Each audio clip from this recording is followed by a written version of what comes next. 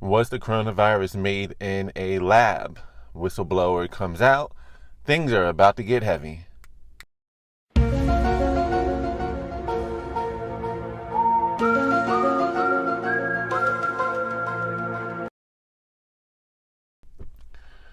Okay, before we get into it, don't forget to hit the like button as well as the subscription button if you're new. If you're not new, go ahead and hit the share button as well. I want to make sure that this message gets out there. And for everyone, don't forget to hit the little notification bell so when you do subscribe, you will be notified of my content as I'm putting it out there, as I'm constantly trying to put out information that many in the mainstream media do not want out there or want to be discussed.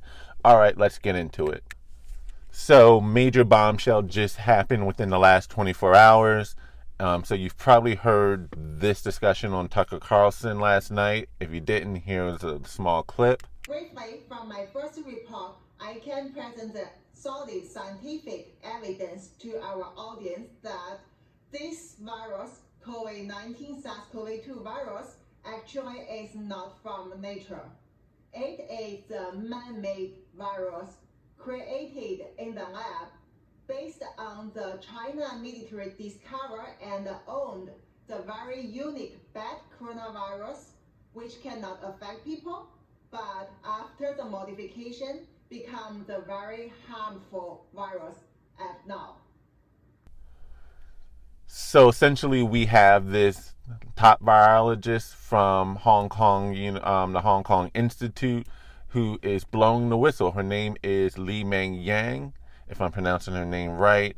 Again, she's a leading virologist hailing from Hong Kong, and she has blown the whistle stating that this was, in fact, a man-created virus. The COVID-19 coronavirus, she is claiming, was, in fact, man-made in a laboratory in Wuhan. The Chinese Communist Party is trying to cover up that fact and information. Cannot speak to the justification as to why, but she did put out a paper. She did put a paper out on her research, and now she's been banned from Twitter and other social media platforms, and I really hope YouTube doesn't do anything to censor this. So the question is, why are social media platforms like Twitter trying to ban this information from being out there? Who are they to decide what is right information and what is false? Especially in the scientific community, there really is no settled answer on a lot of things. It's a competition of debates based upon facts and evidence that need to be peer reviewed. So why do we have so many people trying to shut this possibility down? Why can't we look at the information, fully examine it to see how far it really goes? Why are we so quick to shut it down? How much control does China have over the world that they're shutting all debate down on anything that points a finger at them, at anything? We look at what happened with the NBA and the controversy over supporting Hong Kong's freedom. An NBA owner spoke out. China didn't like it. And then you had the whole NBA as an organization, a lot of other players, coaches, owners criticizing said team owner for speaking out in support of Hong Kong. Like, they get what they want. So this was really a bombshell revelation. What do we know so far about, though, the lab in Wuhan?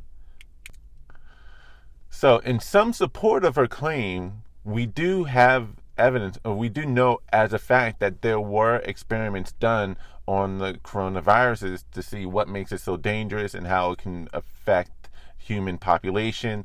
There was a scientist by the name of, I can't pronounce her last name. Will say her first name, Dr. Shi. I'll try to put her whole name in the video down below.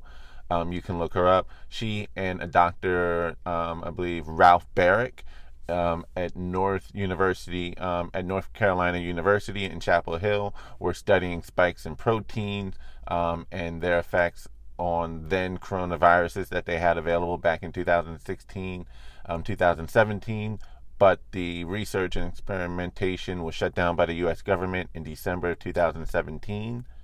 And then I believe Dr. Shi then went back to her country in China and specifically worked in the lab in Wuhan, which there was an article put out on it. I'll share that article in the description box below as well. discussing how we were concerned about a laboratory in Wuhan manipulating and working with coronaviruses. And this was back in 2018. So, is it any then coincidence that fast forward? So, 2018, well, 2017, we know for a fact that they were working on some experimentation with coronaviruses here in the United States in North Carolina University. And then Dr. Shi went back to China to a lab in Wuhan in 2018 and continued those experiments. And many around the world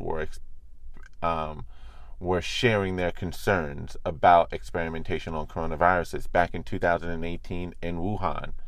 Fast forward 1 year later, 2019, where does the coronavirus, or should I say COVID-19 outbreak originate? The epicenter was none other than Wuhan, China. So is it a coincidence? Could it really be that much of a coincidence that the epicenter of this pandemic started in the very same country where we famously know a lab was performing experimentations on coronaviruses?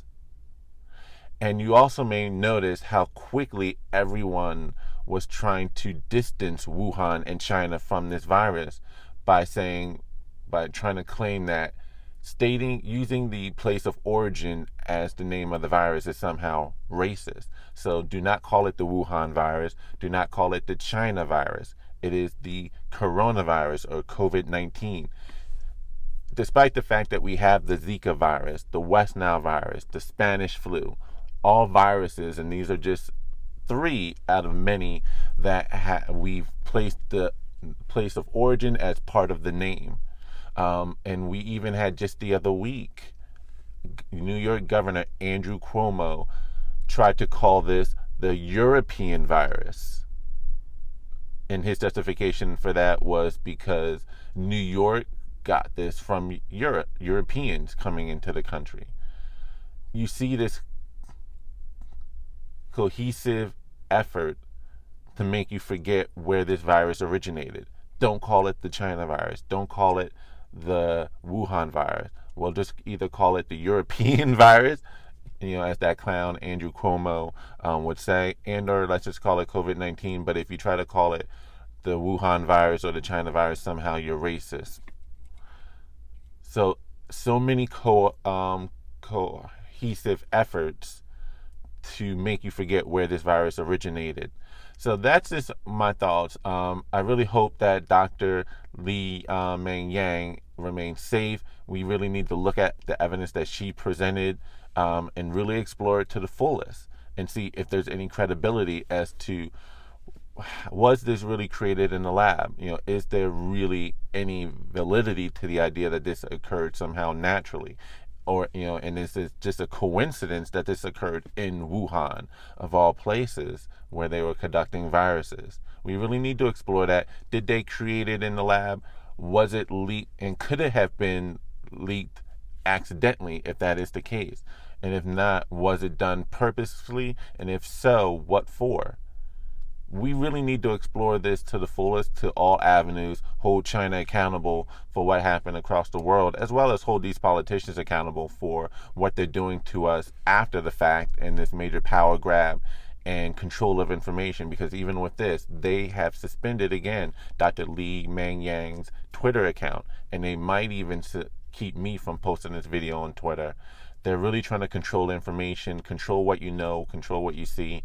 I'm not going to let it. I'm going to keep speaking out, and I want to put the truth out there for you to have, to digest. I want to know what your thoughts are. Leave your thoughts in the comment section below. And again, don't forget to smash that like button if you're new to the channel. Hit the subscription button and also hit the little bell notification so you can get notified of my content as I'm putting it out there daily. And even if you think I'm a conspiracy theorist, you don't agree, just want me to shut up and follow, what the leading experts that they tell us to listen to, as opposed to all of the experts.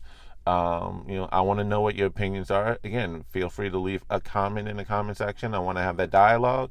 So that's my story here today. I'll leave, again, a link in the description of the article the interview she did with Tucker Carlson in the description box, and I'll even leave a description of the video I did on Andrew Cuomo and his attempts to try to label this the European virus in full down in the description box below. This is Bruce the Boss Brooks, and y'all have a great day. Peace.